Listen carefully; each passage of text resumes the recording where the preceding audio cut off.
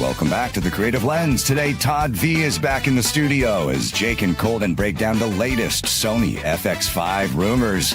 It's supposed to have internal RAW just like the Venice, plus possible trade-offs with the new DJI Pocket 4P and Extra Muse 2 Pro. Todd will break down what he learned on his recent podcast and why some companies may be selling weaker products as upgrades now that AI has made chips and computer parts so darn expensive. Plus, Jake brings real-world gear dilemma from his Utah shoot. Let's get into it. Yo, what's up? Welcome to The Creative Lens. I'm Colden. This over here is Jake. And Todd, thank you for coming back on the show, man. Happy to be back. Enjoying hanging out with you guys. This is like our fun, kind of getting to be a regular segment. I'll come over and hang out and get in trouble on your show, and then you can come over here and get in trouble on our show. It's great. Let's go. Okay, I got to bring this up to you guys because I almost should have grabbed this as a screenshot as this week's top comment. I had somebody on my channel from our live show, just anybody who's watching this. This is a live show, Thursdays at 2:30. If you're watching it like in our future as a rebroadcast, it's still a live show. I had somebody comment so angry that there is like a 30-second buffer of like coming, like, you know, the music and the kind of the logo so we can get all the live stream stuff in the background done. So angry. He was like, good luck ever getting retention on this show. This is so dumb. I left immediately. Unsub if I could. Like, I was like, I'm so sorry, but this is a live show and you have to go in manually and cut that stuff out. So I don't know. You guys, am I missing something? Is there any better way to do it? Should we just like go YOLO and just push live? Jump in. I don't mind. We could maybe, you know, shorten up the intro music. Maybe instead of a 60-second spot, it's a 30-second spot. I like AI, or no, not AI. Sorry, our paid. Be careful here, man. They'll come after you if you admit that. Intro artist with the. I love that segment. Yeah. Well, wait, the segment. Whatever. The intro. The announcer. I call it a segment. And there's merit to having that little bit of a lead in so people can join. They don't miss all of the wonderful sparks of knowledge that we're about to share. If they come in late, they'll be like, what did I miss? So now, I think maybe also we found the guy responsible for all the reasons that we all have to have a video retention in 30 seconds and why Netflix is now ruined. So we found that guy. Yeah. Well, we got another hater. Hater. Oh, yeah, by the way, Jake, they're coming after you. Hard as easy is coming after you. I can't believe you just supported AI. I know. God forbid. God forbid. By the way, hard as AI, he's not real. He's an AI. Why do you think I'm not pretty good? He has 6 fingers on one hand. Yeah, he does. Yeah, you don't want to see. There's nothing below the camera line. So I did want to. This is like such a silly segment, but I will. I had to bring it up. I bought something over the week because we talk so much about gear. This is such a little buy, and I don't know. I haven't like pulled up on. See if you guys can see this. Maybe not. Maybe so. Not a good gear reviewer. It's too dark, right? Okay. Puck. Here, it's a hockey puck. Let me pull it up here. So little. It's $20. But this is if you use your phone for a monitor, and there's like not sponsored, no affiliate. You can see I bought this a couple of days ago. So Small Rig did not reach out to me at all. In fact, I reached out to them. They said, no, we don't want to help you. But this thing, so I use my phone for the Sony monitor and control app when I shoot with the A7S III or the FX3. I've been using the ZR control app for my ZR, which is like, has all of the actual functions you need in a professional monitor that the ZR doesn't give you. Peaking, waveforms, false color. Like, it's a great app that some like just creator built on their own. And so this thing, like, it MagSafes to my phone. Like, let me see if I can demo this. It's just MagSafes to your phone. And then that mounts with a Q20 to my monitor. It's just cool. And then the other thing that I thought was super cool about this is if you shoot with the iPhone, which I have, you can attach an SSD. Like, that's what this is for. So you can mount your SSD to the back of it because I literally, when I went out testing this, like I showed you guys a couple of weeks ago, my like test shots, I had a rubber band around just to hold the SSD in place. So this is my $20. You know, we talk about stuff that's like upwards of 10 grand. This was a $20 thing, and it's made my whole week. So, and magnets are always fun. It's the little things like that, though, like that change and make your life so much easier and so much better. Like, it is truly the little things that it doesn't have to be expensive, but it's like if that solves that problem, and it's like boom, amazing. You know what? It made me think of you, Jake, because I got to keep working on this as my point to Jake, but great. One of the things you've said, which has stood out to me, and I know we've all talked about this in this like pocket war that's going on, is like your phone being your phone, right? Just existing as your phone. So I'm like, I have a monitor that I use a lot, but using your phone as a monitor is so nice. I want to do that more. That's the thing. I haven't got into using my phone as a monitor, and it's something I 100% want to take advantage of more, because to be honest, like I have a small HD 5-inch monitor. Yep. It's lovely. I throw it on my Canon, throw it on my Blackmagics, but especially when I'm on the Canon, there's no like tap to focus or anything like that. And I'm like, and then I'm like unplugging, and I'm like, then I'm not using the monitor. Right. And so I'm like, I don't know what the best solution is. And I keep going, maybe it's a phone. The phone's also a little smaller, a little easier. It's going to be brighter, like little more low profile than having my, small HD monitor. Right. But here's the thing that made me think of you, the MagSafe, because I went out and did this, just kind of a test shoot out at the beach last weekend. I used my ZR.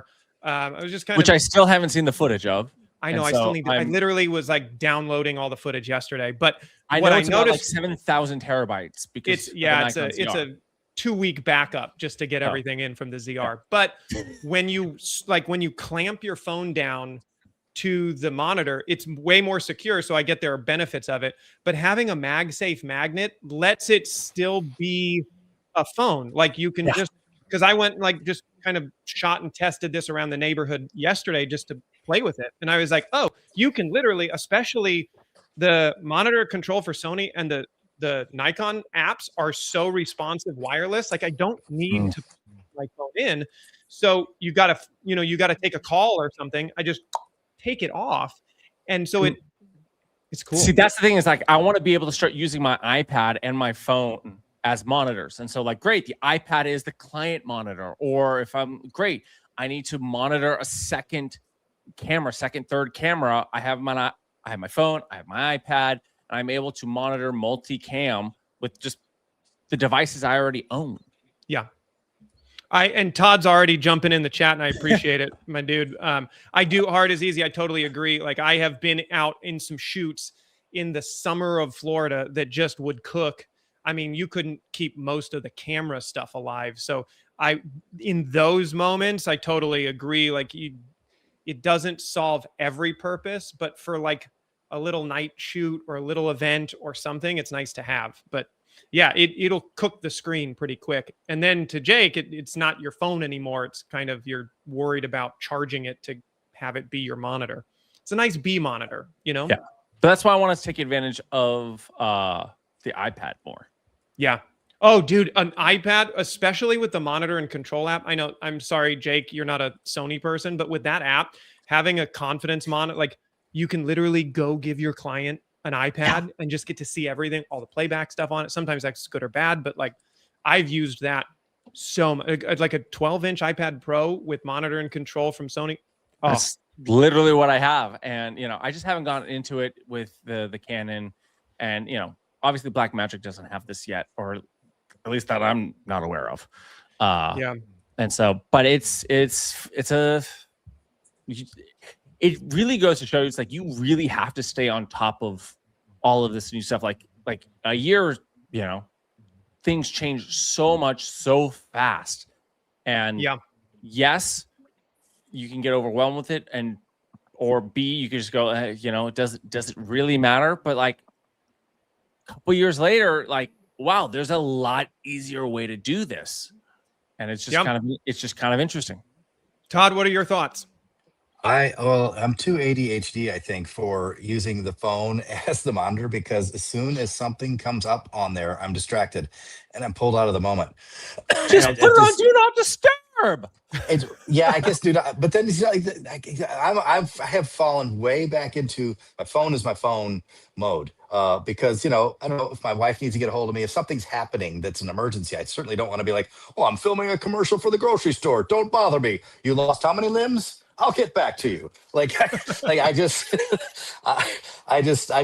my phone, and that's why I've fallen so in love with the Pocket stuff and the action cams and all of that, particularly. And 100%. I quit using my phone as any of those things, because it just, and it would bother me when I was trying to go all in. I had the small rig, the cage with the holder for the SSD and the battery thing and like the whole rig, and I would do it for clients and like interviews. Same thing would happen. Like, oh, I gotta, something's happening over there on the phone. And I was like, I gotta stop. I'm not doing it anymore. I'm over it. Yeah.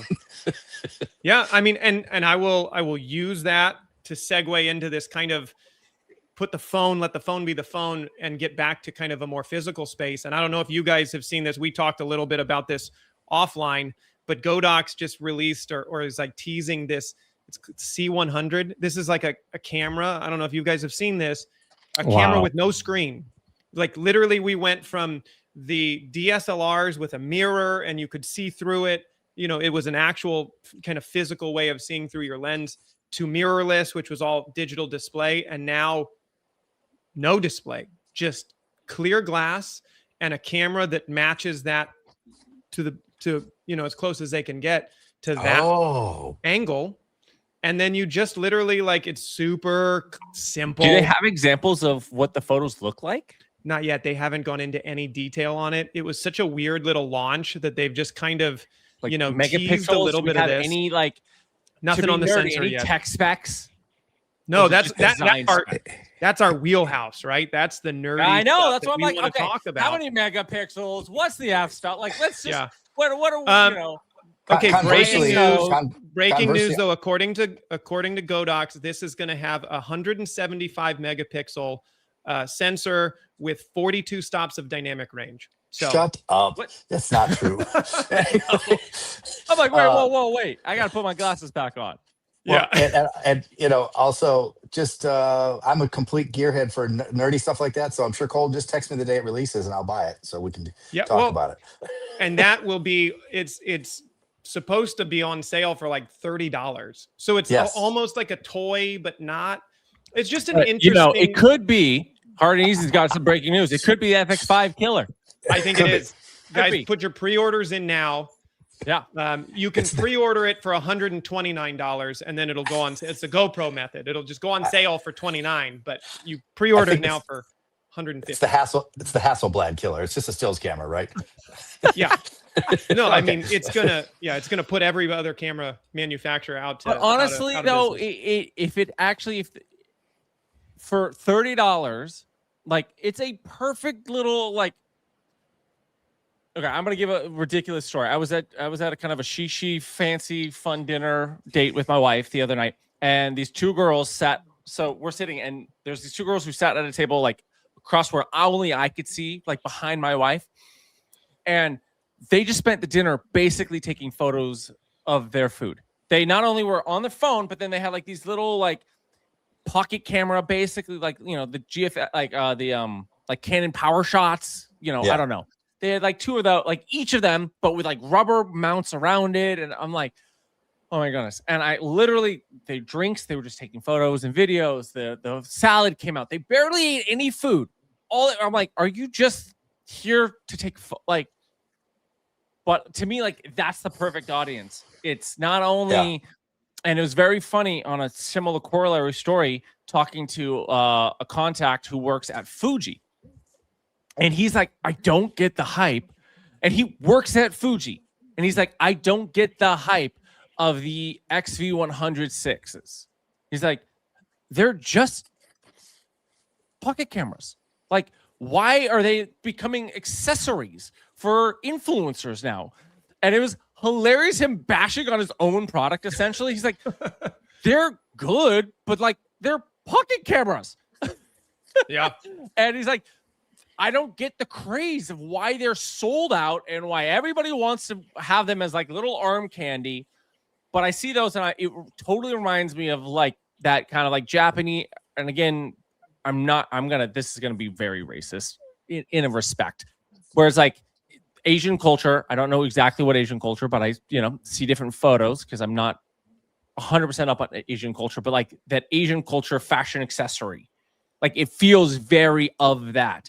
And so I think it'll do well if they produce semi-decent photos.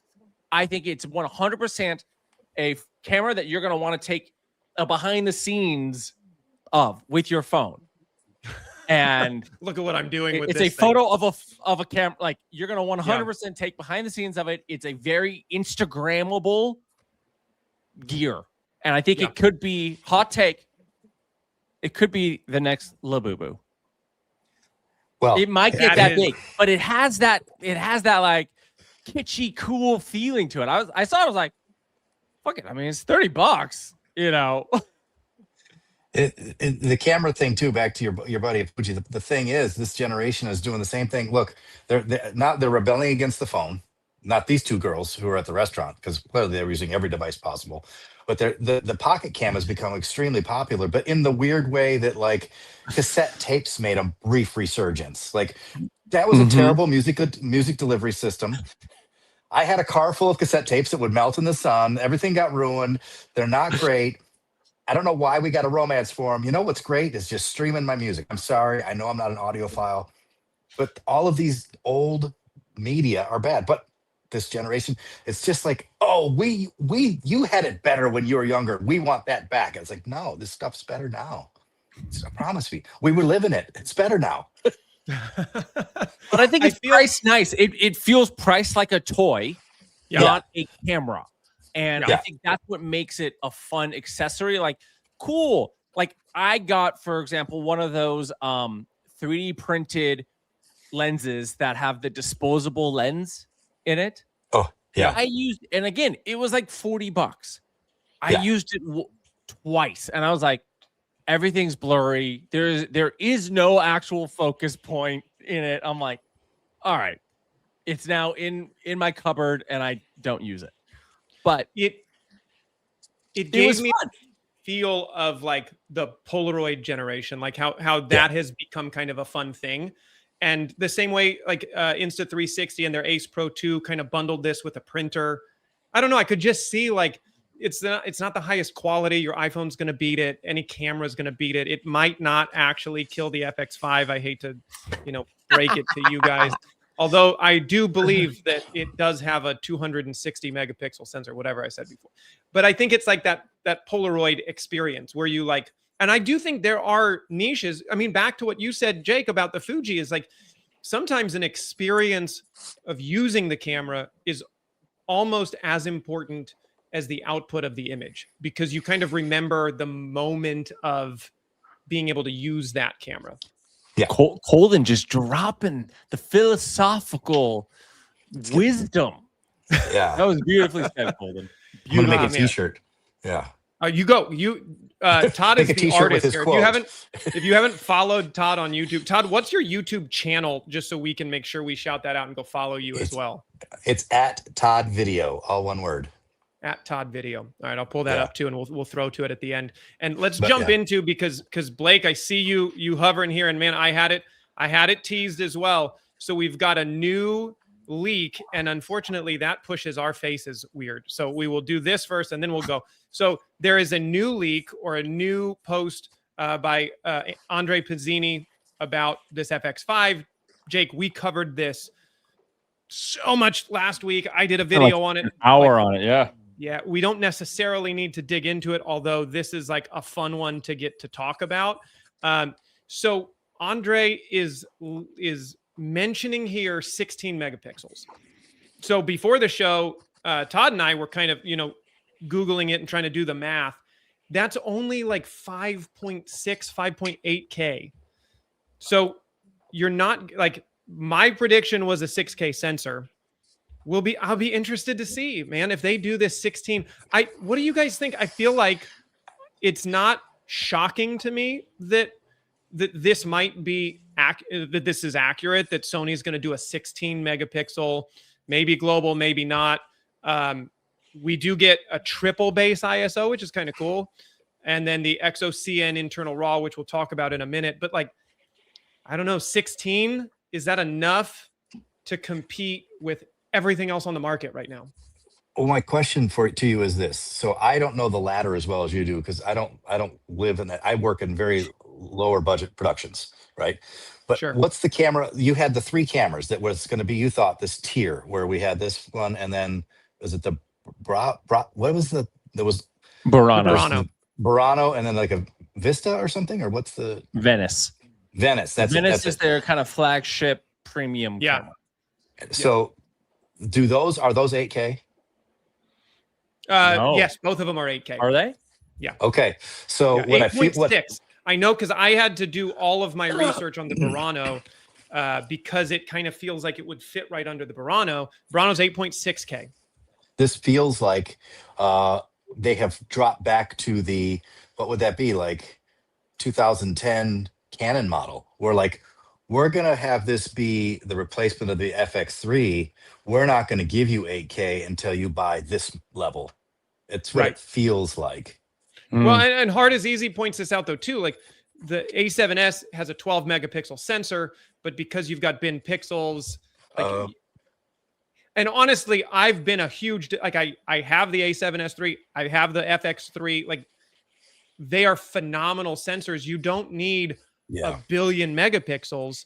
In fact, as you break up a sensor, like you're only shooting a full frame sensor, that's one size of a sensor. When you break it up into 1 million pixels versus you break it up into 12 megapixels, like you're going to get bigger photo sites. That's why the FX3 is such a killer in low light, because those actual pixels are bigger than 100 megapixel full frame. You know, Hard and Easy is doing the math for us. Yes. Yeah. But those FX3s, the image quality is so good out of them. I just have a hard time worrying about more. Like, you know what I mean? It's such a good picture. Yeah. We've used that for some concert shoots, and like I was blown away, even in the weird mixed lighting, you know, that comes from a stage, and the skin tones. I was like, this is such a beautiful camera. Like I don't know. I know, things are going to go forward, but to what end? Not being a Sony shooter, I had to just look up what's the megapixels of the FX3. So for those who are, I guess, weird, I don't know, we might be the weirdos or the who's the normies here. Regardless, it's a 12.1 megapixel camera, the FX3. Right. So at, you know, what the rumors, 16 megapixels, like, okay, it is a better, you know, than the FX3. But if you're getting that look out of the FX3 already, Todd, I mean, again, you're right. Which is like, hey, if you want that, you're going to go to the Burano. You're going to go to, you know, a Sony Venice and, you know, add 3 more zeros to the cost of this camera. Paul, welcome. I see Paul's comment here too. He and I, we've been, Todd, Paul and I have been chatting about the extra. So we are going to get into the extra a little later, because we had another creator on Todd's show. He's got some sauce on that. But no need for more FX3s. They said, I fully agree with that. Here's my thought though here's my concern. Okay. Here's my concern on megapixels. And I'm so the one that will say, like, you don't need more. I've been a huge fan of the FX3. That is a 4-year-old camera, right? FX6, almost a 5-year-old camera. At this point, so 4K, think about when they came out with the FX3, where 4K was, in terms of all of our deliveries 4 years ago, what were you delivering? And now, what is the norm or the expectation, right? Like, Todd, you just bought a little pocket camera with 8K. I'm not saying we need 8K, but I'm also saying, like, 4 years from now, are we future-proofed enough that when YouTube's deliveries are 5, 6, 8K, you know what I mean? Like, because that FX3 has held its value because it was at least, like, at that level. Yeah, there were some 6K, some 8K, some, like, obviously the red sensors were huge, but like we had enough future proofing where today we're still using the FX3 and it looks beautiful. That's my only push, my only hope for 6. I got news for you guys. As my primary workhorse right now, I'm still using the FS5 and I love it. And it is beautiful and it's way old. Like I can't get myself to sell it. It is such a good sensor. So I don't know. We've talked about that in the past, Todd, Colden and I. Yeah. Which was, there was a post that I saw, I don't know, it was about a year ago, maybe 6-8 months ago, where it was like, your favorite movies, your favorite art has been shot now on outdated camera gear. And it was a big thing, was like, you can buy the blank Alexa, the blank Red. Again, I'm not a super tech guy, but like that shot these movies for like $3,000, $5,000. That like your favorite movies were shot on these cameras that are now completely outdated. And the one argument is like, yes, they're heavy, they're bigger, they're they're chunky, they're this, they're that. Like, but like, I know that it's the argument on the, you could say the camera side, on the kind of the lower grade side, like with the 5D Mark II. It completely changed photography. You can probably get a 5D Mark II. I'm actually curious. I'm going to look this up right now. Super cheap. eBay. Yeah. Oh, I'm going to go $800. I'm going to Price Is Right and say no more than $800 for a Todd, 5D Mark II, which what was do you a think? crazy 5D Mark II. $5,000. I think he's right. And that's my plan now.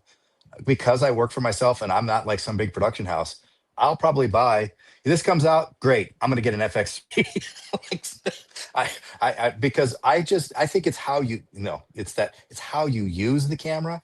I just did a job for a client and I have a testimonial from him. He was so thrilled. He said the previous work that he'd had for him, he paid a lot of money. The guy worked at the TV station. He and his wife came in and produced his stuff, and mine destroyed theirs. And he was like, if you pop a nice lens on and you know what you're doing and you do the lighting right, a good 4K camera still translates to at least my customers, I 100% Todd, what's your vote for 5D Mark II? How much do you think it's selling for right now? Well, since he said I'm not going to just play safe, I'll say I'm going to go with $799. 5D Mark II. Let's go 550. Y'all are both very wrong. What happened? It is selling. This is what is actually being sold for: 165, 205, 250, $85, 193. This camera changed photography. Yeah, totally. I would argue it changed like low budget film work. Well, too, though. I think the Rebel T2i did it before that. But this is T2i was first. 5D, and this was at the pro level. This was at the pro level, and it changed. The T2i was a very prosumer. That was a consumer prosumer. Yeah. Consumer. Yeah. Yeah. This was at the pro level. Like if 5D this was the top of the game until you went to medium format, to Hasselblad, etc. Right? Okay. And you can get the camera now for under $200. Yeah. And it really just goes to show you, like, yes, we can get nice gear and you can get the newest gear, but like this is the gear that created the art that we love. And it's like, it's just constantly go back to get really good at your craft, because that's what matters. It's how you use the gear, not the gear you own. Now Jake is dropping it. Well done. Colden, I brought this segment. You set the bar. I had to like, okay, I gotta drop a line too. Todd, you're next. Love it. I've got one for you. Wait, well, go ahead. I'll bring up my line for you. You want to go? I want your wisdom before we move on. Well, what I want you to do, I wish I could show. I wish I could. Can I share my screen? You can. Yeah. Okay, hold on. You share that. Well, no, I'll wait. We'll wait because we got to get Todd's wisdom here before we move on. I got one more thing to talk about the FX. Where's this? And guys in our chat, everybody who's watching, I want your input here. Share screen. We got to rank Todd's wisdom. But again, hold on. He needs 8K. I'm just gonna do this, and we're gonna go right here. All right, Todd, I got you. Do you see it? Yes. Yep. There you go. Zoom it. Can you zoom it in? Command plus. Get it? Yeah, there we go. Story first, gear second. Gear second. Amen. There you I go. would always so that's you guys as the directors, and I so appreciate being able to work with. Oh, I was like, why am I on the screen? Oh, he closed it out. I think No, it's meant- okay. I Oh. think we got it. Yeah, we're good. Don't worry. Okay. It's Okay. Jake. It's just you and I that break stuff. I'm here. I love Like, getting oh, to no, work we with. broke it again. I love getting to work with good directors that help me craft the story. I would say from the DP side, Oh no. how What's you happened? light and what did we lose? Oh, what do you? I can't see your hat. What does it say? Director? What does it Mine? say? Yeah, Fujifilm. Okay. I'm back. Okay. Oh, we lost Todd for a second. I was wondering Yeah. what was going on. But as a cinematographer, how you light, how you compose is always going to be better, right? I do have a question though, because a crappy picture of the FX5 on his YouTube. Okay, let's I want to see this in terms of maybe I'll pull that up at some point. It says Hard is Easy says that Andre's posting pictures of the FX5 on his YouTube. So let's go see in a minute. But my question though is what I was more interested in almost, I think, than higher megapixel is this idea that they might be bringing in the Venice's XOCN internal RAW recording into this new camera. And so to you guys, like what's your experience with RAW? Is that worth it versus higher megapixels? Like where do you see that? And guys in the chat, RAW or megapixels? Well, it's super interesting because again, like I haven't played a lot with RAW. And I mean, I know it from a photo standpoint of like the difference between photo RAW versus photo JPEG, like night and day. Now, I haven't seen the same latitude. Well, granted, I probably also haven't pushed it as far in terms of the video standpoint of like using B-RAW and being like, oh, look at how much I can save this. Like I haven't done, because again, being the director, not a DP first and foremost, I haven't nerded out about that. I go, great, on set, let's try to, and again, it's similar with photography. With when I do it is I try to get it as close to correct on set so that in post I don't have to do much unless I'm going for something creatively in post that I can't actually do on set, you know. Right. But you know, and again, more megapixels, more not. Again, I haven't done enough testing to go, oh yeah, that's gonna be the thing that I care about, and you know, versus that. In terms of space, though, you know, I definitely know the compression makes a difference for what you shoot.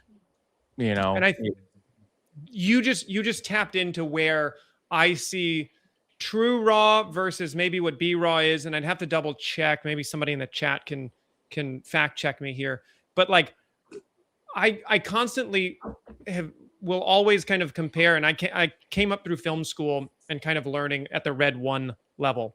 Why does the Red 1 look so much better? That's always my comparison, or now it's even like the Alexa has a really beautiful look. Like why do those cameras look different than what the 5D Mark II did, or the 7D, or the FX3? Like what is that? And to me, when you shoot RAW or when you shoot at a more open, you know, codec, you're getting like red code RAW on the V Raptor is 16 bits. Compare that to like, what are we all excited about on the FX3 or on, you know, the it's 10 bit on these new Pocket cameras too, right? You get 10 bit. So if you're talking about like multiples of millions more colors in your gradient, to me, that is that look that is so much harder to replicate than if you just gave me a 42 megapixel sensor. Like I don't need that as much as the color depth makes a huge difference. And that's where you get actual celluloid, actual 35, I mean, even actual 16, like really makes a difference. But then, you know, just to bring it up from the comments, I know we're here for a second, but just to, you know, like how much does lighting matter for the camera? And 100%. I agree. Lighting is 100% the thing that matters. Like, get more lights. You can have lights again, and sound. going back to the 5D Mark II. Like, you can have a 5D Mark II and have it beautifully lit.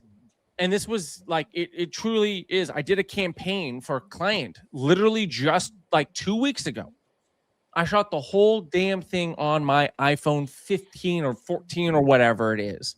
Not even the newest iPhone 17 Pro Max Ultra. I shot it in the iPhone mode, not even in Black Magic app. Nice. In the iPhone mode. And it looks fabulous. You know why?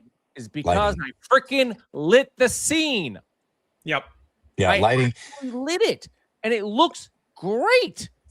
And not only that, we're in this wonderful space to add to that, Jake, where the lights last a lot longer. There's no bulbs. They're LEDs. They, as long as you don't plug them in bad, like we talked about on the channel, with like you blow it up, that's fine. Different topic. But they last and last and last. They don't get hot. And they don't get hot. And the prices come down so much.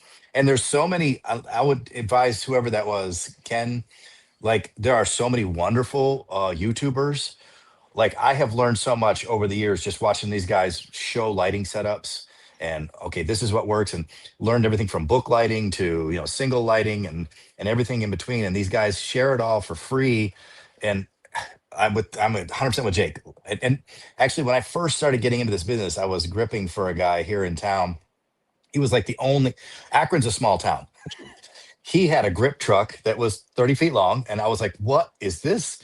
And like, he would tell me to go get things, and I learned everything on the scene, like go get the platypus and this. And I was like the other grip, like, what's the platypus? He's like, I'll show you.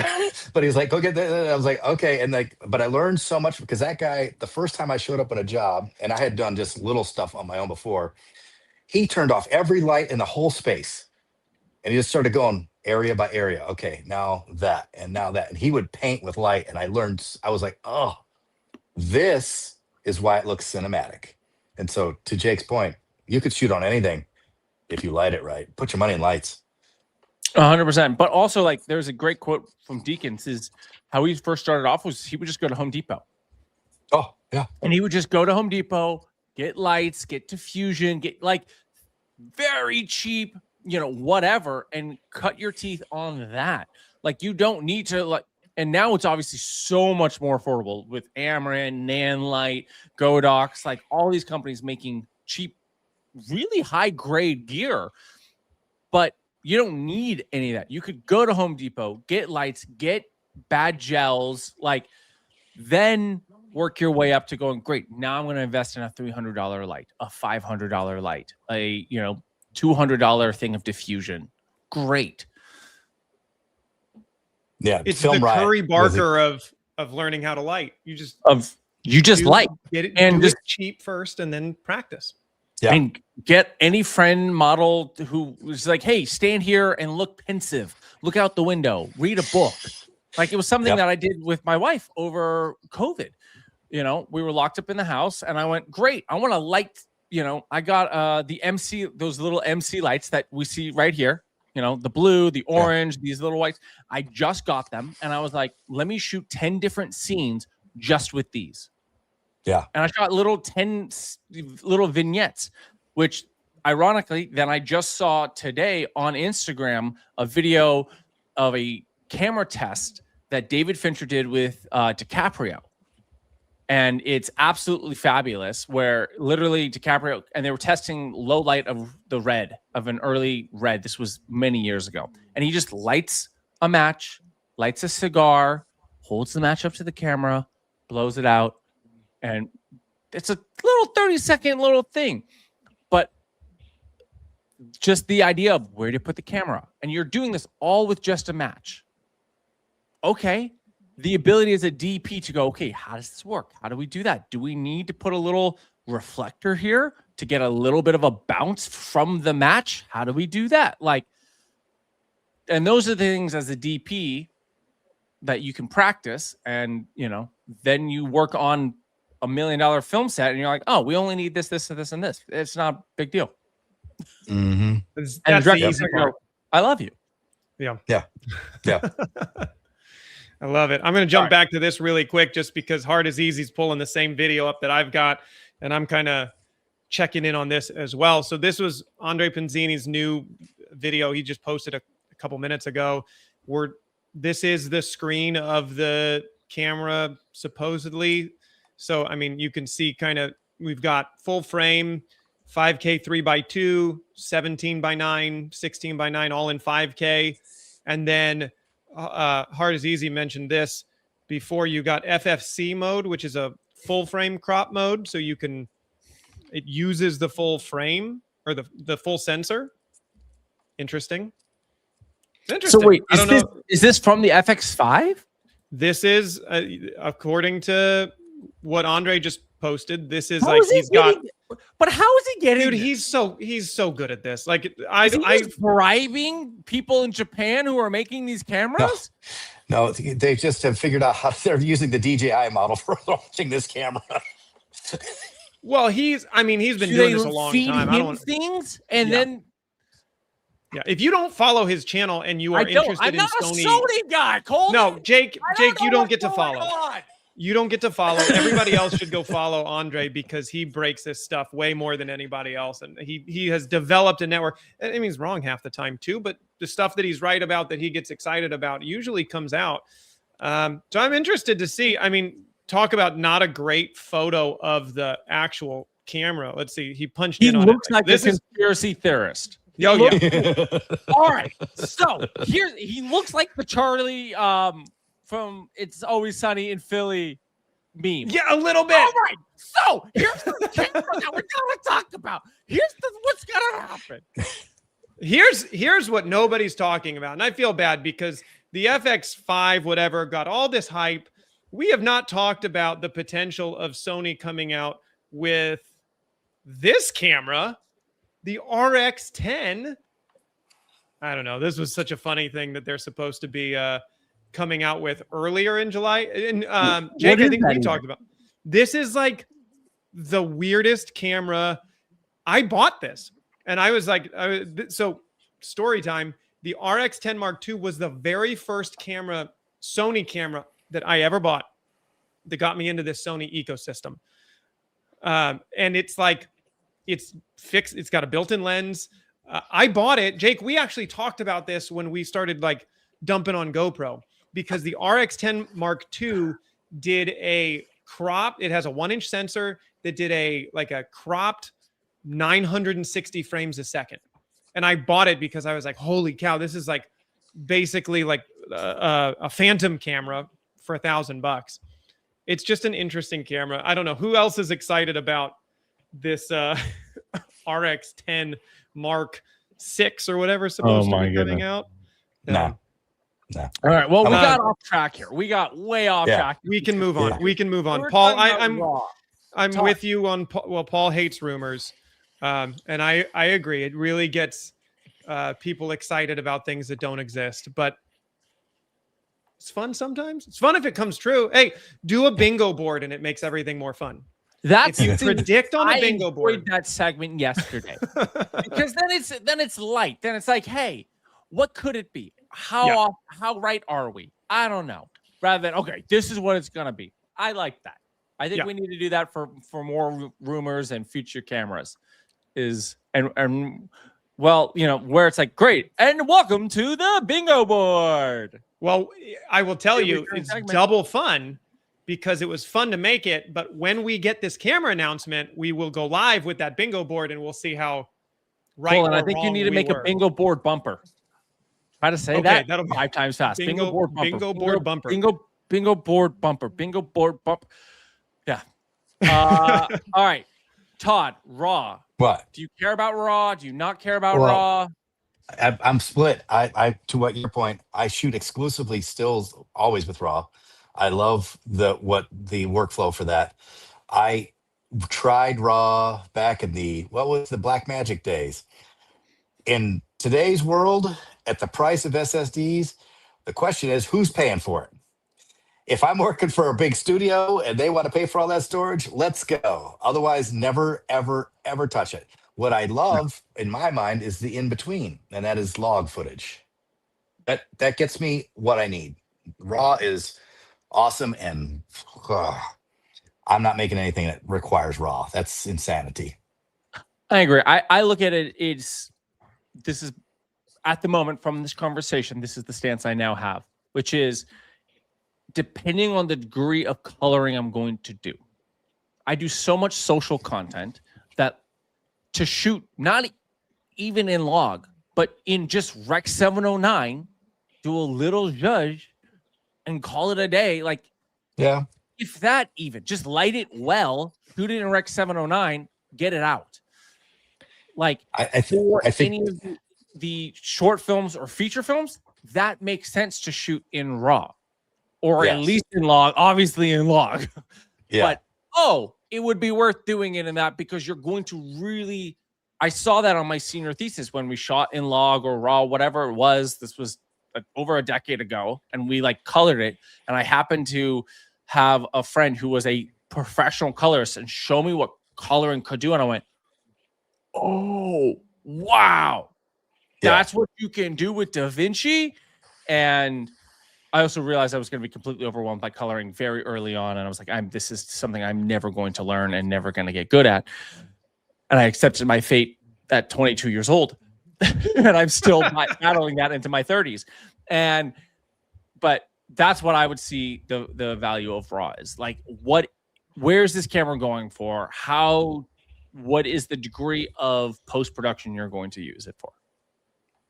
I will say to that end, log has its use, especially today, in less expensive cameras, because it cuts out the camera processing, and that's the part that ruins the footage.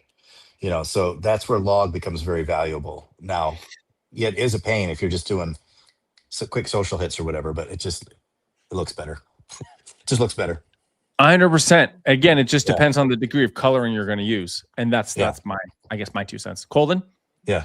So I'll just go back, and I got a fact to kind of back up my thought. And I'm probably conflating this. Like, you guys can tell me too, between you two and chat, that I'm wrong, because it's not necessarily raw, but it's not like log is kind of different. Log's a contrast curve, basically.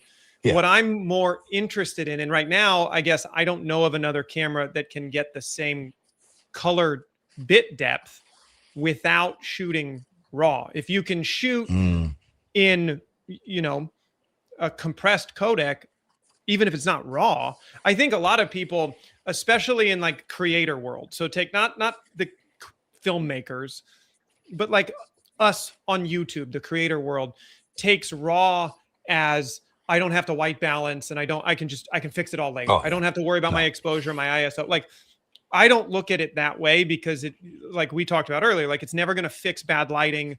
It's never going to fix 32-bit floats great, but it's not going to fix if you like put your microphone somewhere bad or put it in a rustly pocket. Like, you still need good technique. So I've never looked at raw as I need this because I'm not going to white balance. No, I'm going to make sure that I shoot a gray card before whatever I'm shooting.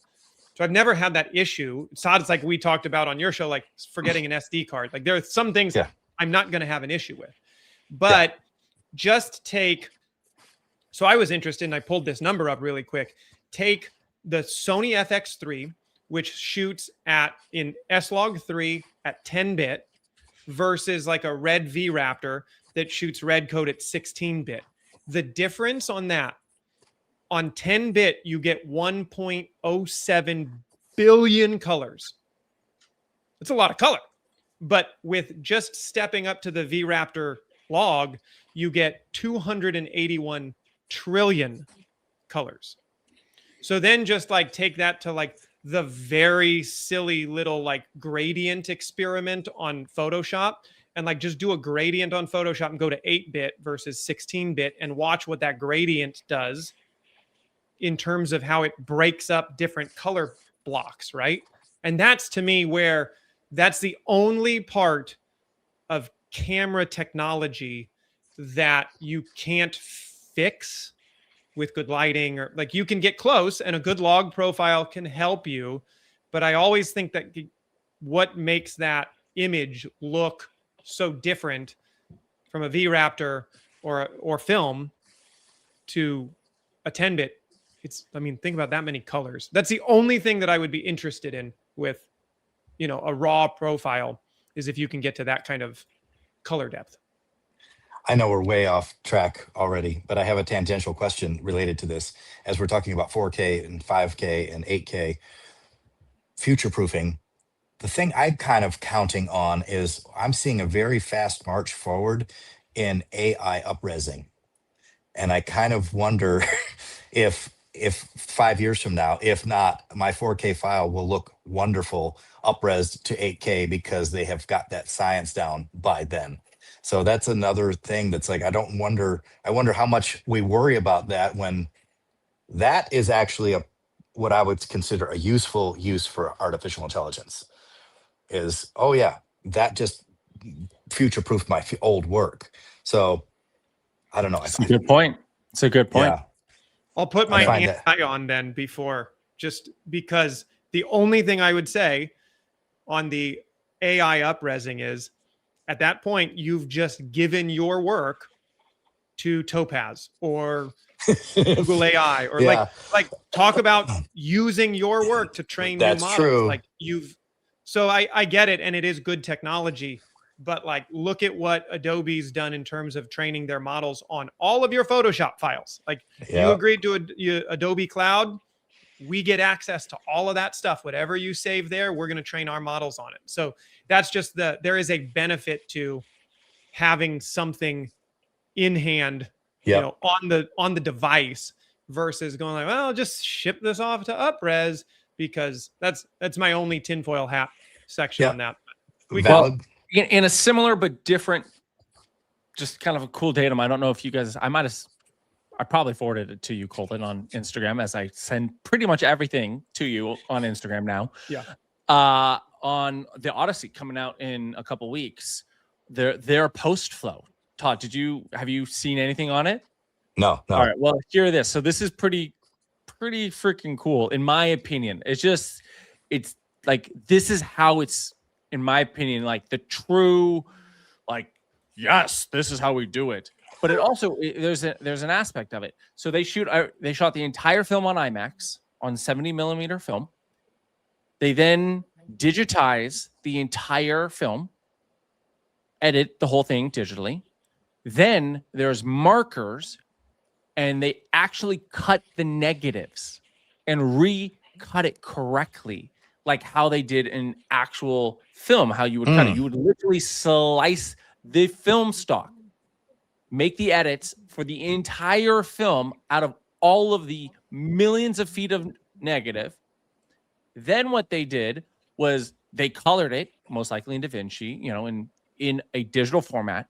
They then export the specifications of that color into a dye, where they dye the film stock itself, the negative,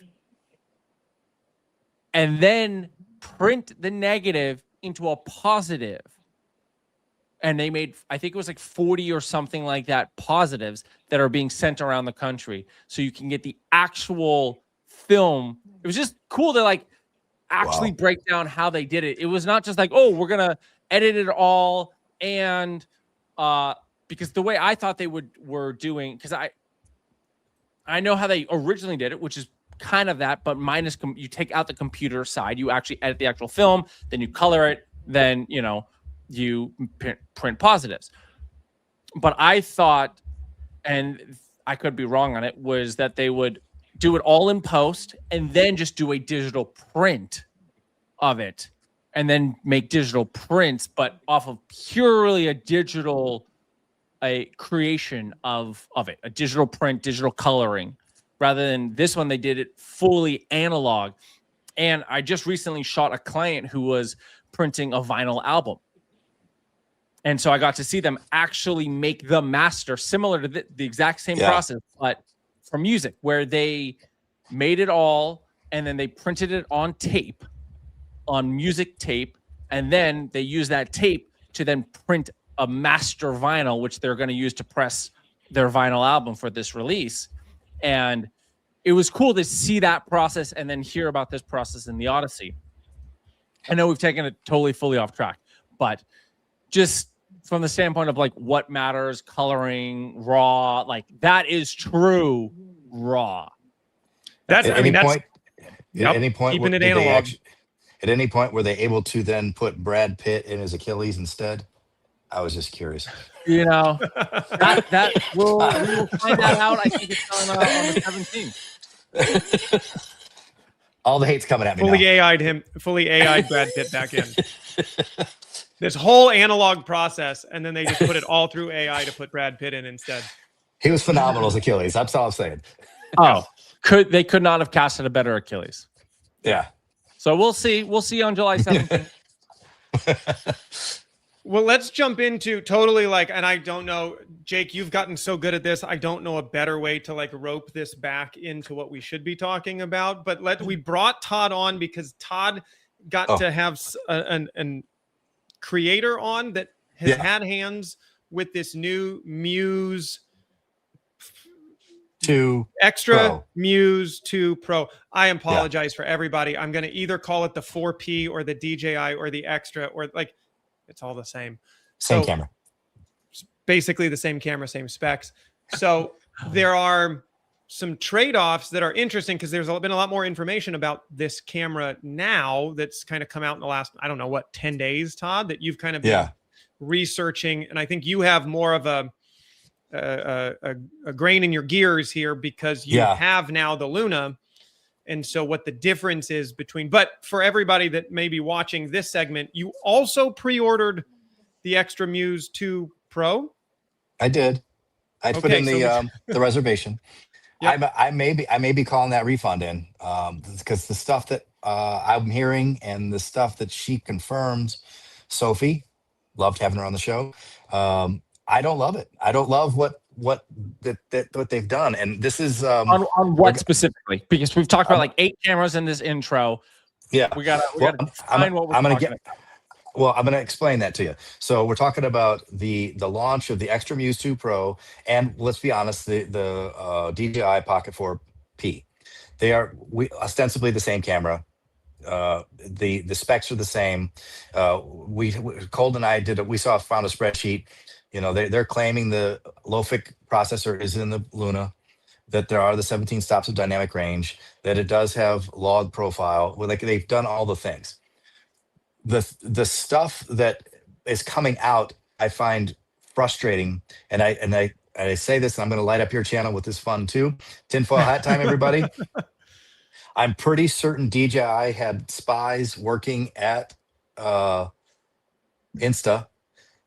saw what Insta was cooking up, and there was a scramble to the finish line to try to create a camera to keep up with Insta's innovations. So the 2 camera system is interesting because there is, because the sensors are so different that the D-Log 2 that they're promoting, that's like a hot thing, and it's kind of like industry standard, only works on one of the cameras. If you want to, as you try to switch over to the other camera, it says, oh, that's not supported. And you have to switch to a different log profile mid-shoot. In the lenses? Yes. How is that? Made because it's 2 different. Wait, sorry, hold on. Because we've talked about 3 different cameras. We have the Ultra, the Insta360 Ultra, the DJI 4P, Pocket 4P, and then the Muse. I don't know. Muse. So just know that I'm talking about all of this is the Muse 2 and the Pocket 4P. They're the same camera. They're the same camera. There are differences cosmetically, but all the research. Who cares? All the research and everything that's being posted. Look, if it's not the same camera, then they should definitely be getting sued by DJI because it's using the same sensor, it's using the same form factor, it's using the same lens structure, it's using the same menu system. Everything's the same. So if you're gonna sue Insta, you gotta sue Muse. They're not. It's the same camera. They have even said. Are we talking, conspiracy again? I love the tinfoil hat episodes. Are we talking shell company? No, because it's been because it's in the U.S. market. No, well, it's not. I don't know how they said we have paid for the intellectual rights to use this. Okay. So that's what they're saying. That's what they're saying on paper. It's the same thing. Paul is correct. They are the same camera. So it is. Yeah. So that's problem number one, is that when you're trying to switch lenses, you have to either commit to the lesser log option or know that you have to switch between the two. Wow. The other is the and slow-mo. that's on the Muse and on the DJI 4P. Yes. So Currently, the Luna at least- is, but the Luna at least doesn't do currently. that. The Luna Ultra. The Luna doesn't does do not do that. No. Okay. It moves smoothly between them. It's awesome. I don't know about the Luna because no one's talked about it, but the 4P doesn't even include a way to protect the gimbal. There's no case, there's no clamp, there's nothing. They give you a bag to put it in. Okay, you're going to snap that head off in a minute. The slow-mo doesn't support log, so you can't use log in the slow-mo. Right. And that was the other thing. You're going to love this one, Jake. So they have the 240p in camera 1. In camera 2, it's capped at 200. Why would that be? I couldn't even explain it. But they not only does it can't support the log, it can't support the slow-mo at the same rate. So these two, it's so what I said, and I think I made this video already, or I'm gonna. I can't remember if I already, because my wrap up, because I've just been ranting on this a lot. I'm like, it's not just a 2-lens camera; it's a 2-camera camera. It's two different. It's 2 cameras. Wow. And it just seems All like right. too much Put work. The Ultra. Screw DJI. Screw Muse. The Ultra's been awesome. Wins. Yeah. But going back to here's the only thing I can say, and like full speculation, like full disclaimer, none of us have either of those 2 cameras to test. Correct. So it's more kind of just getting to, we're spec sheet reading. Yeah, I so much can't fun. stand spec sheet readers, but we are spec sheet readers at the moment. But except that Sophie has used the camera, and I sent you 2 other YouTube links of guys who have camera in hand who have confirmed everything I've said. Yeah, for sure. My only thing, and we talked about this on your show, but for here, I will just like re-emphasize or kind of explain. I don't know, I haven't seen any like true like fact, like somebody got this, either the DJI or the Extra Muse, and like tore it apart to see what sensor they're using. But if they're using this low-fi chip, which is maybe one of the ways that they can get 17 stops of dynamic range. So basically, if you're shooting a scene and it clips, all of your highlights are overexposed. That means basically you can see it on a waveform, right, in DaVinci or Premiere, where it's just a flat line. Basically, this secondary chip would take everything that overspills that flat line into a second processor, into a second chip, and then basically be able to process that signal and then merge it back into your image. So the way I explained it on Todd's channel was like, think of recording audio at a safety track. You have a right and a left channel, and one's a little bit louder than the other one, so that if you ever shout into the microphone, you can always bring it back down in post and you haven't clipped. We did that forever before we had 32-bit float. So if they're using that sensor, which I haven't seen any confirmation of, would love to see some confirmation of that.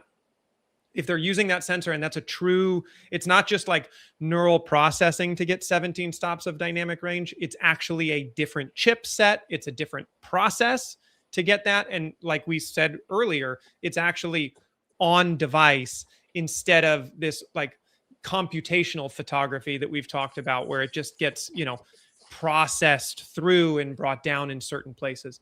That's cool technology, and would explain at least some of the funkiness or some of the, like, I would be worried about buying this camera thinking like, oh, firmware is just going to fix that. Because if it's a total, like you said, Todd, if it's a totally, you're getting basically 2 different cameras, then you have this incredible technology in your normal 24 lens or whatever that, that regular lens is. You have this great sensor in there. Is it worth, because what I have seen and what I can speak to, you have DJI products too. I said this when we covered the Luna coming out at the very beginning, Insta360's color science has always been, let's say, less mature than DJI, who's been doing this since their Phantom line of drones. Like, they've had 2 decades to really tune the way their sensor works with their chip and their colors. The stuff that I've seen from that 24 millimeter lens looks incredible. But it's kind of like, do you want that fluid system that's maybe 14 stops of dynamic range all the way through with a zoom that you can just kind of, I love the Insta360's little zoom rocker on the handle that you just zoom in and it's smooth and fluid. Like, do you want that? You came on last time you were on the show and you said, oh, this is a perfect dad cam. And I saw somebody in your comments be like, we have to call it a dad cam.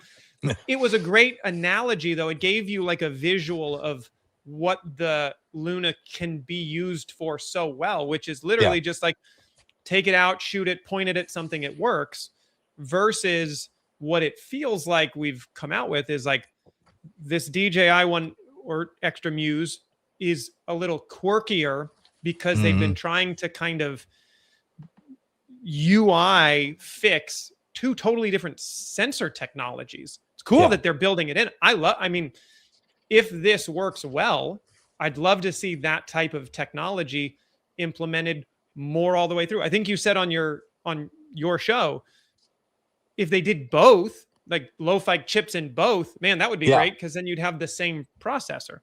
Correct. I don't know enough, but that would be, it's kind of like one is, and it's fair kind of where they've marketed it, although Extra has kind of gone after this, like anybody who wants to be a creator can, but DJI went, no, this is a filmmaker tool. We're going to release this at Cannes Film Festival.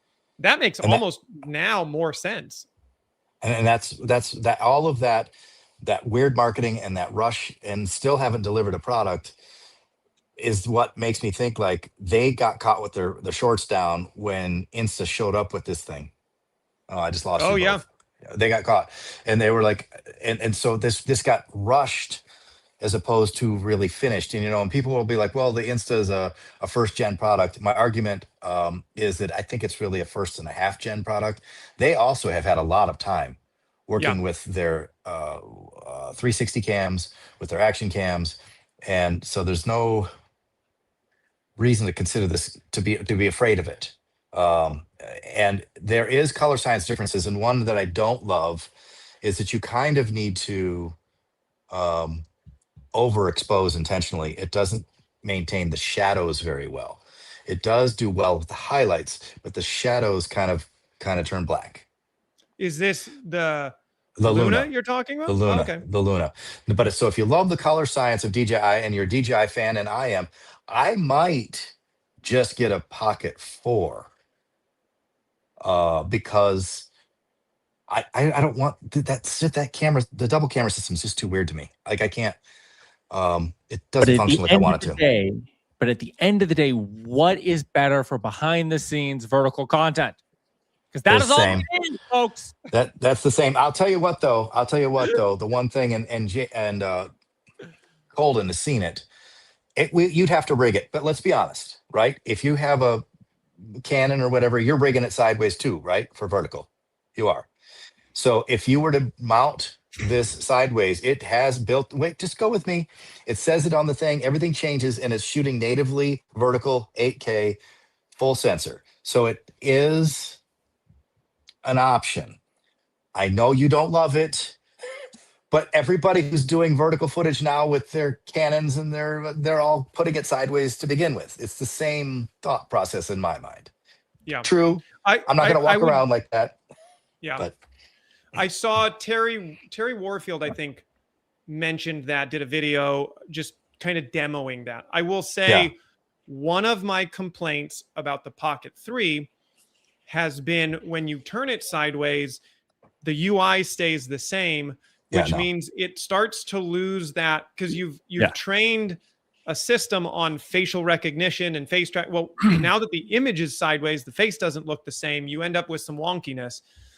The fact that they thought at least enough to say, we turn it, we rotate the whole UI, you can. And the other thing I would say that Terry did, you've kind of done this too, Todd, is like, if you're going to mount it and then take your screen off and the screen's rotated to be vertical user interface, it can track you around and be fine. Like I wouldn't want to walk around with it like this, but there are some advantages to that. The other thing that we talked about on your show that I was like shocked at is the DJI is only 4K.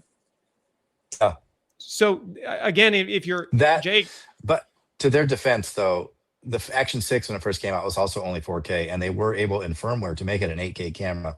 It may have the capacity in camera, and they just, again, they've rushed this to market. They're not there yet, but there may be a firmware. I'm just saying, I speculate there probably will be a firmware update to make it 8K. I don't know if you were on the show when Jake and I talked about it. Maybe you were. My philosophy, buy the camera for what it is today. I know. You will almost always be disappointed if you buy it expecting it to be fixed with firmware. At least to answer Jake's question, though, today, what do you feel like is better for behind the scenes content? I'd have to give it to Luna because you have 8K. And like you said, put it up on a tripod. That's what I use my Pocket for. Put it up on a tripod, have it track you. If it tracks me in 8K horizontal and I crop it, I still have 4K vertical. Shoot extra wide. Just basically just shoot wide. Train for the mental thought of, open gate mentality. Well, even though it's not open gate, obviously, yes, don't come at me in the comments, but come with that mentality of like, great, we're going to do some excess cropping in post on this. And basically like just old school DSLR, Well, but Jake, and the tracking is really sick. Like if you're not facing the camera, even it keeps tracking you. Like it doesn't lose it if it doesn't see you. Like the only time when I tested it, the only time it lost me is when I went behind something. But then the sensor was good enough that when I got to the other side, I was like, oh, there it is again, and picked it back up. So it's really good for BTS. Jake you haven't used either of these cameras, right, Jake? No. Because I was going to say, you actually don't have to shoot as wide as maybe you think. Because if you set up your Canon or your Sony FX5 to shoot BTS, you have to shoot really wide because if you're moving around, you have to hold yourself in the whole frame. But I've seen with my Pocket 3 is like, you only have to kind of consider that you're going to, as long as you're not cropped vertically, it's going to follow you and frame you centered. And so then you're just wide enough that you're not like a sliver of a human being. But even, I haven't had to put the wide angle lens on my Pocket 3 because the tracking is so, like Todd, like you said, the tracking is so good that you have a nice 9:16 crop because it's following you. So you're always centered in the frame. It's great. So I think either one of these would be good BTS. But if you are having to crop 8K. Yeah, that. And then I saw Peter McKinnon's video on it. All right, Casey put out a video on it, which was like, okay, that he got his money. It's fine. What wasn't anything. Peter, we're talking about, the big dogs who are not really, who are still just making content. But the thing I liked about Peter's video, which is what he emphasized, was the detachable screen.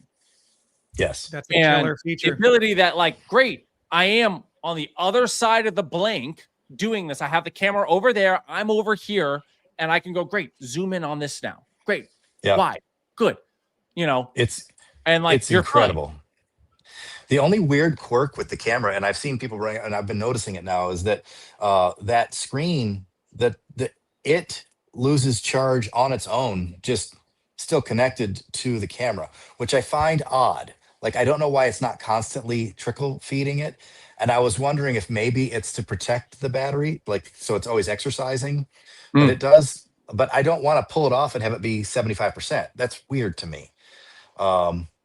So I'm hoping somebody does make a third-party thing that I can click it into, and it's got its own power supply too, which I guarantee we're 4 months away from having. I mean, Amazon, maybe less. Someone's already making this thing in a Chinese factory somewhere, so that will fix that problem. But it is weird how the screen kind of, I don't know, I don't understand its charging cycle. Are you saying when the camera's on, it's losing power, or when it's just sitting in your bag, it loses power? I'll open it up and I'll click on it and the screen will be like, oh, 73%. And I'm like, why? Like, I just charged this last night. Why is it fluctuating on its own? And it may be like I said, a safety, because the battery in that's got to be tiny. Like the screen there's almost nothing to it. There's a screen, there's controls, there's a microphone. There's so much happening. Like, I don't know where they even put a battery in that screen. So it probably is exercising it so that it doesn't go bad. I don't know. Because there'll be some people who will leave it on all the time, and then the battery will never get worked. What are your guys' thoughts on, I mean, and we could do it from a BTS standpoint, but also from a client standpoint. You know, all three of us work a lot in the social space, right? Delivering social, but also, I mean, it's so needed. It is, unfortunately, you know, vertical videos is kind of a thing right now. What are your thoughts on shooting natively vertical versus natively horizontal and cropping?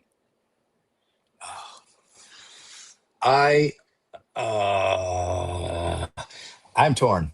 You know, the one thing that I love, especially for client social stuff, is actually the Action 6. I like shooting that open gate square and being able to crop it either way, and that's really handy.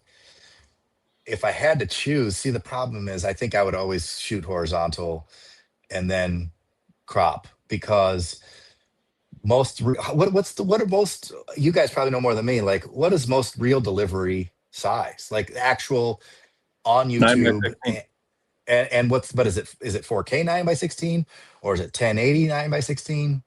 Most of it's 10, like you can get away with 1080. Yeah, 1080 totally. Yeah, so you can totally get a 1080 thing out of the 4K 9:16 horizontal. Yeah. So you just have to think about your framing. So I would probably lean toward that, because everything else, once I've made the video, they're going to put it on their website and they're going to put it here and they're going to put it on LinkedIn. And it's not all always going to be horizontal or vertical. So I'd rather have the best horizontal and then cut from there. Me personally. Colden? I mean, I would think here, like, if we're doing something vertical, let's go best case scenario. Intentional mindset, intentional campaign design for whatever we're doing vertical versus horizontal. And I think that you get such a unique perspective when you actually shoot vertically that it is a almost odd, like if you're scrolling through your phone and you come up to something that was natively shot on a camera but turned vertically, you'll inherently, like, you'll go, oh, that looks different.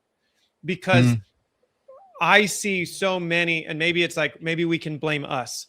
It's the podcast space that will constantly take a 16:9 image and crop it for their social media.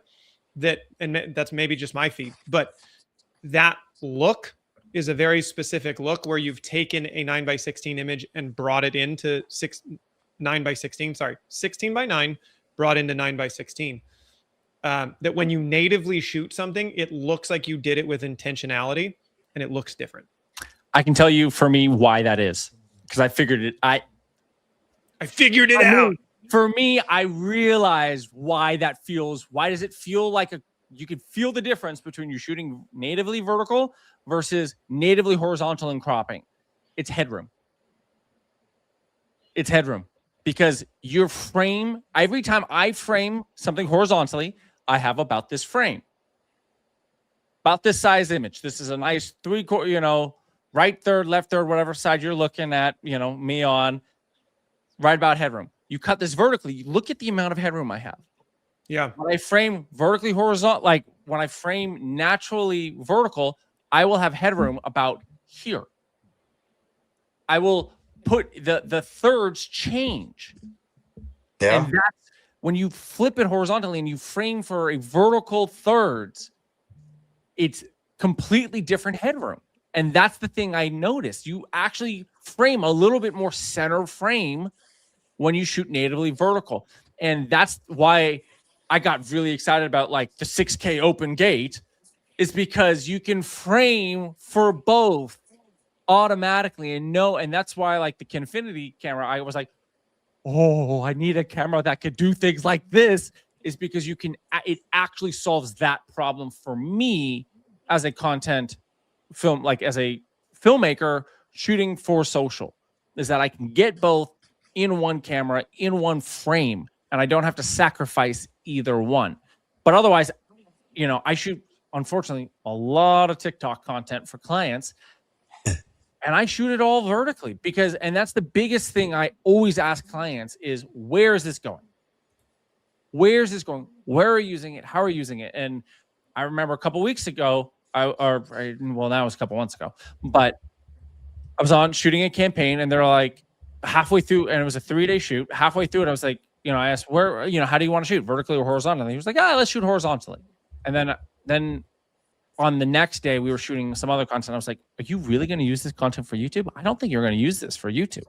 He's like, no, yeah, it's going TikTok, Instagram Reels, YouTube Shorts. So I was like, why are we shooting horizontally then? Like, it is like, if you're not delivering any horizontal footage for any horizontal platforms, like website content, 100%, you know, long form YouTube's 100% horizontal. Like, yeah, obviously. But if you're only delivering for vertical platforms, shoot natively vertical. That's my hope. I'm gonna jump on this also to that end. You asked either or. What I do for clients who want social is we shoot both. We just reshoot. We change everything, and then we're like, okay, now we're gonna shoot vertical. So yeah, I don't really do for customer one and gun. It's all right, run. All right, now change every setup and do it again. So have you guys thought about doing a 2-camera stacked lens, stacked camera body? I've seen that. I have a question. I've seen that, and I'm like, that's why I want 6K open gate.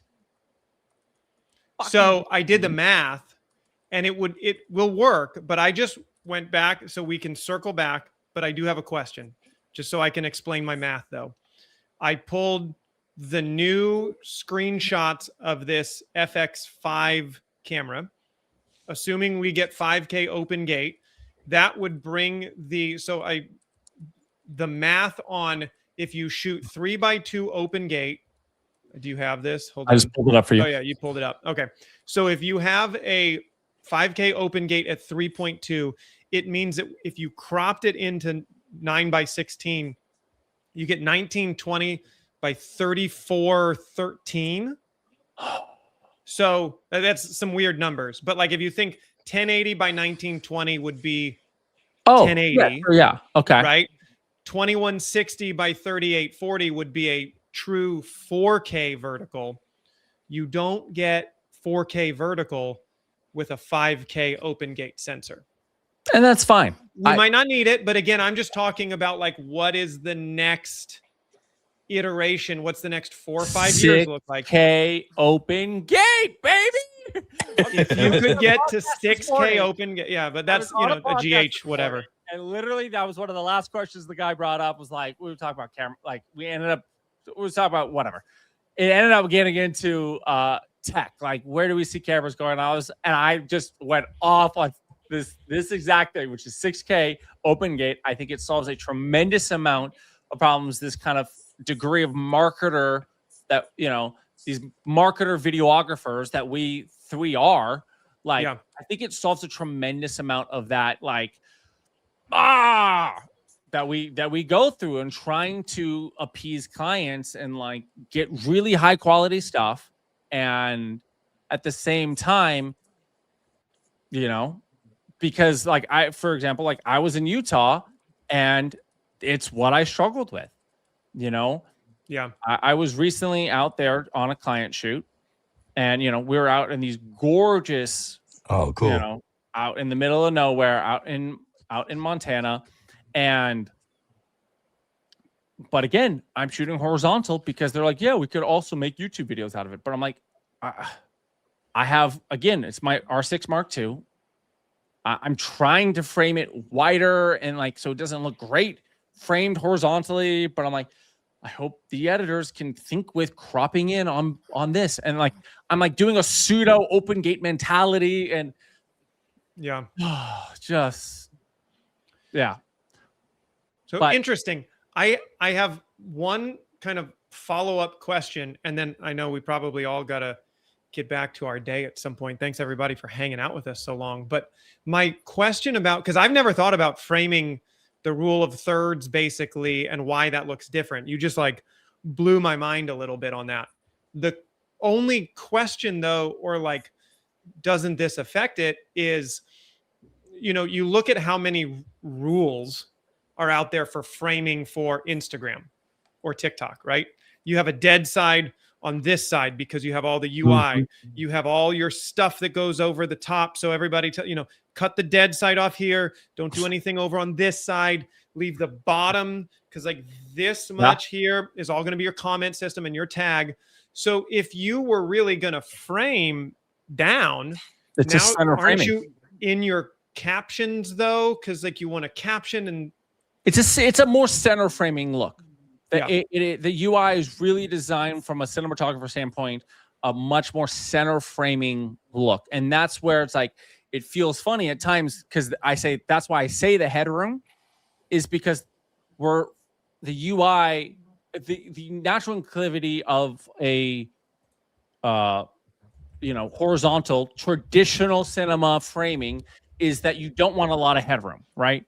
Like this would look ridiculous. Right? This looks ridiculous. But I guarantee you cut this frame right here, like even just with my arm right here, piece of paper, right? Like arm right here. This starts to look like a vertical frame, doesn't it? It looks like a better vertical frame than this. Yeah. I don't know. I don't know how I feel about that, but okay. Hey, we don't have to agree. I'm just saying it was something that I discovered recently, and I think it was around the time of Cine Gear NAB when we were talking about this 6K open gate, and I went, oh,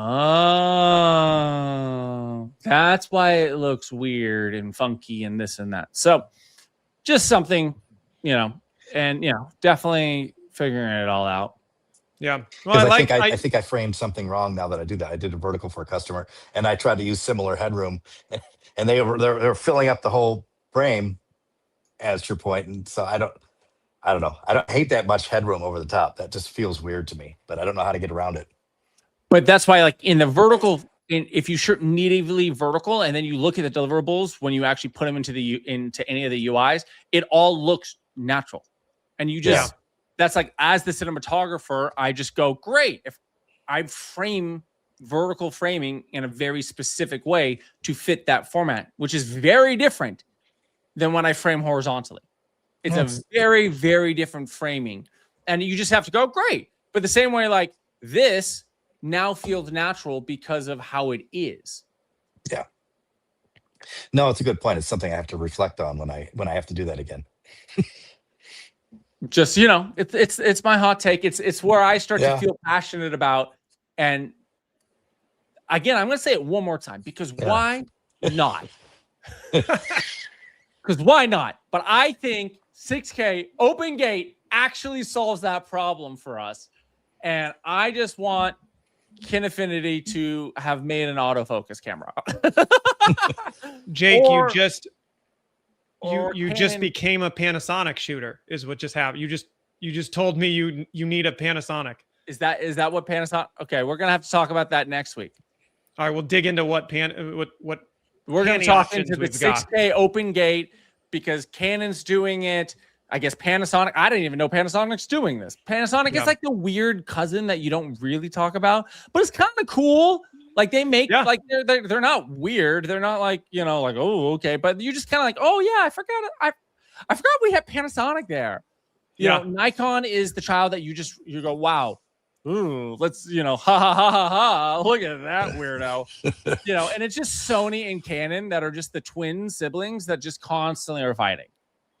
Dude, I will be interested if you're right on this though in a couple of years with Nikon's Red purchase. Like, do we get more Red cameras that are co-branded? I honestly, I think that was the most strategic move Nikon could have ever made. Yeah, was purchasing Red. It instantly brought their branding and their status to be like, oh, you're cool now. It's the weird kid who got a cool car and is now showing up to high school. It's like, oh, you're cool. I didn't know you were cool. You were just a weird kid. Yeah. I'm gonna push on that one moment because you brought up the 5D, and I don't know if I've worked with professional photographers that shot on the D3 back in the 5D. It used to be cool. Nikon used to be the industry standard of cameras. I was so jealous of those cameras. Yeah, still cameras. No, 100%. It used to be the photography. Like if you didn't shoot, you either shot Nikon or Hasselblad or Leica. Like it was those three cameras on the professional level by far. Sony didn't exist. Canon didn't exist on that spectrum. It was 100% Nikon on the standard I don't know what you would call like the 35 millimeter equivalent, basically. Whatever that, the full frame, they were the industry standard of bodies and lenses for decades. Yeah. 100%. And then they just lost all their cool factor. They struggled for a couple of years. For like a decade plus. There's this weird thing because like for some reason NASA keeps using someone at the top of NASA loves Nikon because the moon missions and everything, they use Nikon cameras. Those they've already picked the Nikon, I think 9 for the moon landing. I actually got to hold, what's really cool, the spacesuit housing for the Nikon camera that's going to be used on the moon. Like they brought it to one of those things that we talked about in Vegas. They're like, this is the one that will be what we use to put the camera inside when they go on the moon surface. We're like, can we take a picture? Like, no. No one's taking a picture. Like, come on, how can I prove people I saw it? But so they love Nikon at NASA for some reason. Takes a good picture. There you go. All right, Jake. Yeah. I'll let you. I think, Todd, are you still having a hard time hearing me? No, you're all good now. You can hear. He can hear. He can't. I'm gonna let you do the sign off, my friend. Well, hey, that's been the Creative Lens. Thank you guys for checking in. I see Hard is Easy still commenting. I think you've been here the entire show, brother. So we appreciate that. Todd, thank you, man. Thank you so much for showing up. I love all the insights. It's been fantastic. Todd's becoming like, he's gonna be recurring guest, in the credits now. He's got that recurring guest in the sitcom. Yep. I'm either the Nikon or the Red of this crew here. You moved up from Panasonic. Okay, all right. You're not unforgetting. You're coming up. We got Canon, but so we love it. Colden, you're awesome. I'm Jake, and if you guys are still around, maybe subscribe. Maybe like the video, share it to a friend. I guess that's the things we need to say when we sign off. So until next week, we'll see you live next Thursday. 2:30. See you then.